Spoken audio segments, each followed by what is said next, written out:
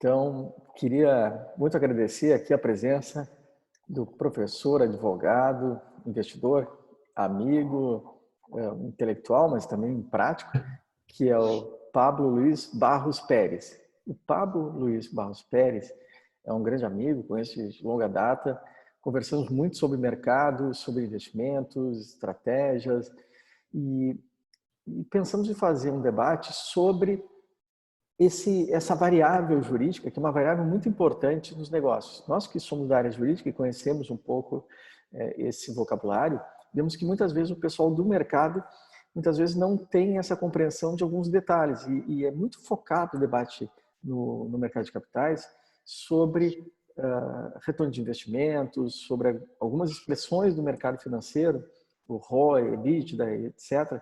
Mas algumas variáveis ficam a descoberto, como a questão da RJ, da recuperação judicial, das privatizações, da regulação, da tributação. Isso muitas vezes impacta tremendamente os investimentos. Então resolvemos criar essa série de debates assim muito informal, muito tranquila sobre esse tema. A nossa ideia, minha e do Pablo Luiz Barros Peres, e do Pablo, né, é não realizar nenhuma forma de recomendação de venda, de compra, nenhuma análise técnica mais profunda que seria objetivo de alguém do mercado mesmo, mas tentar compreender um pouco as nossas próprias ideias, nossos próprios investimentos, nossos estudos, trocar ideias entre nós, uma comunidade de pessoas que estão pensando sobre essas questões, muitas vezes nem investem nas ações, mas têm interesse em conhecer. Então, esse amor ao conhecimento que vem da docência do Pablo, da minha docência, é um pouco também que anima esse debate. Então, esse disclaimer é importante, não há nenhuma recomendação de compra ou não recomendação ou crítica à ação empresarial, mas uma análise fria do ponto de vista jurídico sobre o que está ocorrendo. Então, Pablo, é muito legal ter esse espaço. Eu acho que não existe esse espaço ainda na internet. Eu não vi ninguém que analise o mercado financeiro, o mercado de capitais, de bolsa, com essa verificação, ou seja, olhando a variável que não é a variável endividamento, lucratividade, mas é a variável jurídica. Como o jurídico impacta os investimentos? Eu vi um caso que era em relação a um julgamento supremo em uma ação que impactou tremendamente a cotação de uma ação. Então, isso faz com que a gente tenha que perceber que o investimento no Brasil ele é um pouquinho diferente do modelo de investimento nos Estados Unidos, porque em lugares que são estáveis, tipo Suíça, Canadá, em que o sistema jurídico é seguro, é tranquilo, bem regulado, a variável jurídica talvez não tenha um peso que chamasse a atenção de grandes estrategistas do mercado financeiro que criaram as bases dos estudos sobre finanças e investimentos, né, no mercado de ações. No Brasil, não. Como o nosso mercado é extremamente complexo, regulado, mas disfuncional, e como há uma tremenda insegurança jurídica, a variável jurídica ela impacta diretamente os investimentos, a lucratividade das ações, a cotação. Então, era mais ou menos essa ideia que nós tínhamos aqui nessa conversa. Então, Pablo, aí fica bem à vontade. Também queria fazer a tua apresentação inicial, mas fica à vontade também para um discurso aí, uma conversa preliminar. Bom, Paulo, inicialmente, muito obrigado pelo convite. Fico extremamente agradecido. Para mim, é muito mais do que é um grande prazer conversar contigo sobre o assunto que para mim é tão caro, que eu gosto muito, sou um apaixonado, entusiasta por essa temática, né? Onde tem aquela interconexão entre o universo jurídico, acadêmico e o mercado de capitais. Endosso plenamente as tuas palavras quanto à não recomendação de compra, ou análise técnica dos papéis das empresas que eventualmente a gente possa mencionar. É uma análise acadêmica, tá? Um assunto gostoso de falar, um assunto que, repito, é muito caro para mim, né? Numa manhã fria aqui da Serra Gaúcha, vem um assunto que, né, esquenta um debate que é necessário, um debate que ele tem que existir, que realmente essa variável jurídica no Brasil ela existe, ela impacta e tem que ser conversado, né? O que eu vejo, assim, depois a gente pode falar mais profundamente sobre isso, mas o que eu vejo agora é que para o investidor, né, para o profissional do mercado financeiro, falar de temas jurídicos tem um certo ranço. Eles, não quero saber disso, não me fala, é problema jurídico, deixa lá nos tribunais, eu não quero saber desse assunto. E não existe mais espaço para isso, porque você colocou muito bem, é uma variável que tem que ser sopesada, né? E dentro dessas temáticas, dessas andanças aí, estudos acadêmicos sobre o mercado de capitais, essa intersecção, eu tenho visto e tenho percebido diversas empresas que são impactadas, tá? Como exemplo, tem dois grandes temas que eu acho que são bacanas de nós tratarmos. Um deles é a Lei 13.303, que é a que regula as estatais, né? Que tem uma série de mecanismos, de governanças, comitês, que as estatais brasileiras devem observar. É uma lei muito moderna e que muitas vezes o momento do governo atropela e bagunça o mercado das estatais. Acho que é um tema fenomenal. E é uma governança jurídica que impõe, né? E um outro tema também, que é o que eu gostaria de também desenvolver, a gente conversar sobre isso, são as empresas listadas que estão em recuperação judicial, né? Nós temos hoje, segundo informações ali da Forbes, 354 empresas listadas na Bolsa Brasileira, é nada perto da Bolsa Americana, e 22 em recuperação judicial, tá? E aí vem a primeira questão que eu gostaria de trazer para o debate, né? A gente pode desenvolver o tema. Veja bem, toda empresa listada, ela já tem uma série de desafios e um peso regulatório muito grande, que as empresas de capital fechado não têm, né? Isso é uma verdade. E aí a gente aumenta esse desafio, porque além da regulação do mercado que a empresa aberta tem, ela vai ter uma outra regulação paralela, que é que um juízo universal de uma recuperação judicial nos impõe. E isso não pode ser, o mercado não pode fechar os olhos para isso, né? E tem um case, que esse eu acho que é o case que agora que mais trouxe o temor para isso, que é a questão da negociação tributária dessa nova visão agora com a 14.112, que regulou, né, que reformou, perdão, a lei da recuperação judicial, a 11.101, e disse claramente, olha, é exigível a CND e existe um parcelamento que pode ser feito até em 120 vezes. E aí depois vai ter uma regulação própria, os órgãos fazendários que regulamentem como isso vai acontecer. Antes, Pablo, não precisava de CND? Podia comentar um pouquinho mais? Claro, o que acontece? Se nós formos entrar em toda a temática da recuperação judicial, isso aí dá um capítulo gigantesco de um livro, né? Mas o que nós tínhamos há um tempo atrás? E já existia a previsão legal da regularidade fiscal no momento da concessão da recuperação judicial, né? Nós temos o deferimento, aí passa por todo aquele par e passo da negociação, até o momento da concessão, que é quando o juiz universal diz o seguinte, ou concedo a recuperação judicial, homologa o plano e por aí vai, né? E existia já a previsibilidade da necessidade de regularidade fiscal, comprovada através de uma CND, para que houvesse a concessão. A lei de falências, na época, ela remetia à necessidade de uma lei específica, uma lei especial para propor e para que existisse essa transação tributária, essa negociação tributária, enfim. Isso não existia e os tribunais do país, então, consolidaram o STJ, a jurisprudência. Olha, em outras palavras, tá? Enquanto não tiver uma lei que regulamente esse parcelamento tributário, não há necessidade de apresentação de CND para a concessão do plano, né? Então, várias empresas listadas tiveram seu plano concedido e homologado com base neste entendimento. Sobreveio uma legislação de 2014 que determinou uma metodologia, né, em 84 parcelas, para uma transação tributária das empresas que estavam em recuperação judicial. Essa legislação foi combatida, muitos juristas criticaram, não chegou a ter a sua inconstitucionalidade declarada, ela teve muito debate e ela foi uma legislação colocada de lado, digamos assim. Então, agora sobreveio em 2020 a 14.112, que reformou substancialmente a lei da recuperação judicial 11.101 e disse o seguinte, olha, a partir de agora nós mantemos a exigência da CND e a previsão de um parcelamento de 120 vezes. Então, essa é a situação. Não vou chamar uma falha legal, não é isso, tá? mas existia um tangenciamento à exigência da regularidade fiscal para a concessão do plano. Muitas, massivamente as empresas que ingressam em recuperação judicial têm débitos tributários substanciais, né? E o tributo tinha sido deixado de lado. Até que então se entendeu que o tributo, como instrumento de transformação social, e toda a carga que o tributo traz também para a sociedade, que ele não pode ser deixado de lado e que ele tem que entrar na mesa de negociação de uma recuperação judicial. Bom, nesse sentido, então, agora sobreveio a necessidade de apresentar a CND. Ok, então pegamos as empresas listadas.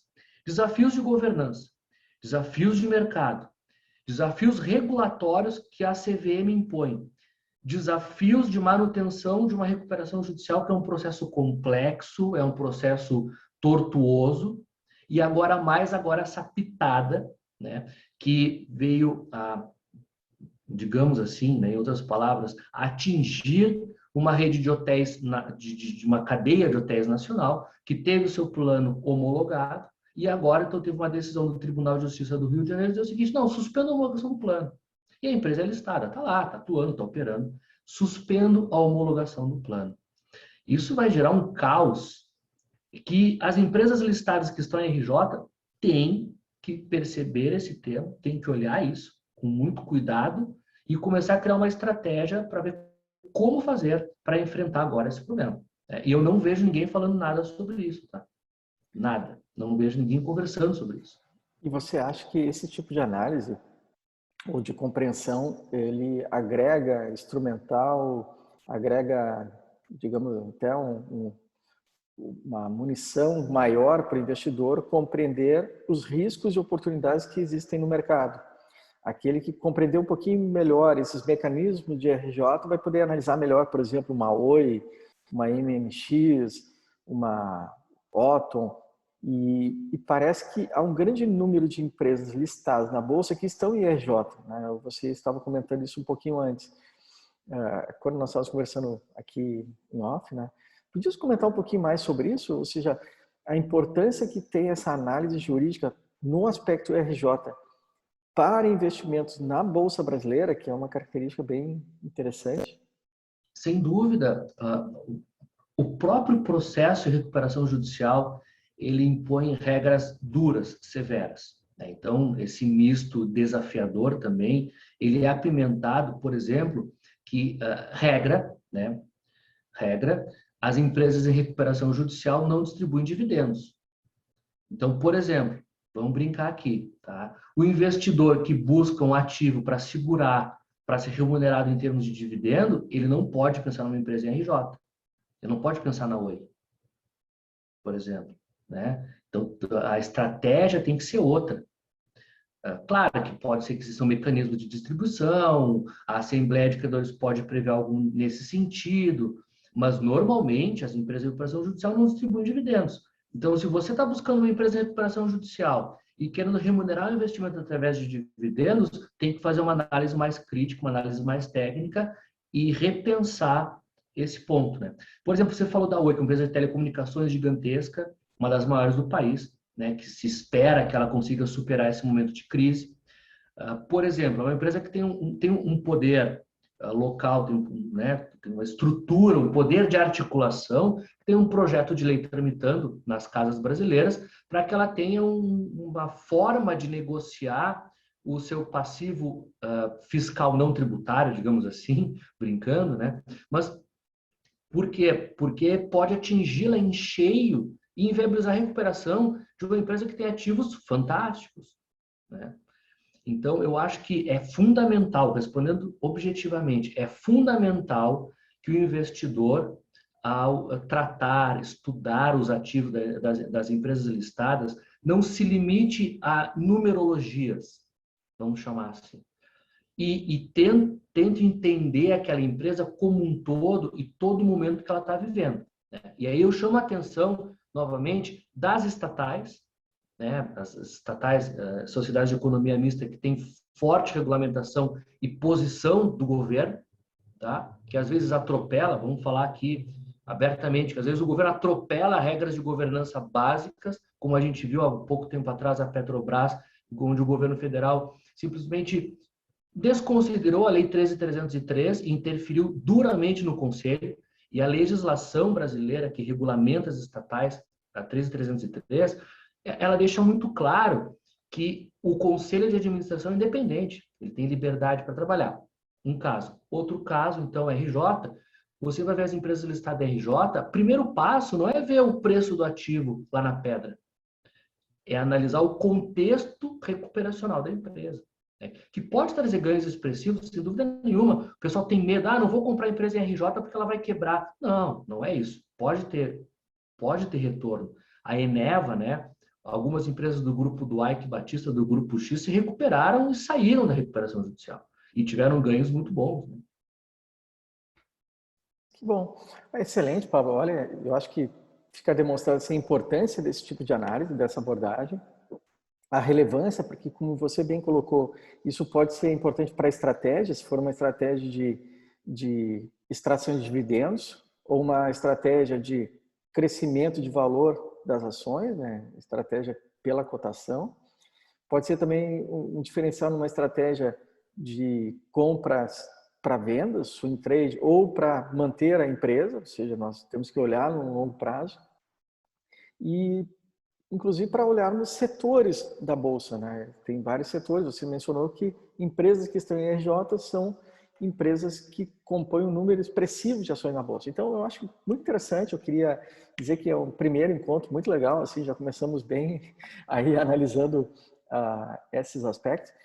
E eu queria já convidá-lo para um segundo encontro, e nesse segundo encontro detalharmos um pouco mais quais as empresas que você acha, que tu achas, que nós poderíamos dar uma analisar um pouquinho mais profunda. Você falou na Oi, falaste na Eneva, falaste no Grupo Otto. Quais que você acha que nós poderíamos começar em uma análise de case e aplicar essa metodologia e verificarmos o que isso pode trazer de acréscimo a quem está estudando uma ação que é para compra e manutenção do ativo, ou mesmo para uma compra e aproveitamento de uma oportunidade. Então, queria muito te agradecer e voltamos aí num próximo encontro.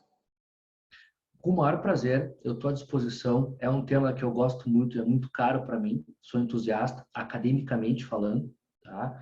Então, sempre que necessário, conta comigo para tratar. Essas empresas que você listou, eu acho que são fenomenais, são cases bons de trabalhar, de analisar, tá? E eu também poderia, posteriormente, também sugerir algumas outras empresas para a gente fazer uma análise também jurídica, que não são empresas em RJ. Isso a gente pode deixar para encontros futuros, né? Eu acho que é um tema riquíssimo que, olha, vai ter muito papo, muito bate-papo a gente pode manter, sem dúvida nenhuma, sobre esse tema. Ok, muito obrigado, um abraço, Pablo, foi excelente. Um grande prazer, um abraço e estou aqui sempre que precisar. Mas, Pablo, a gente faz o intervalo aqui, na verdade não existe intervalo, né? E depois ele vai editar, né? Depois o teu Depois eu colega indico, ele corta. Se quiser já iniciar. Agora, nesse segundo bloco, o que você gostaria de falar?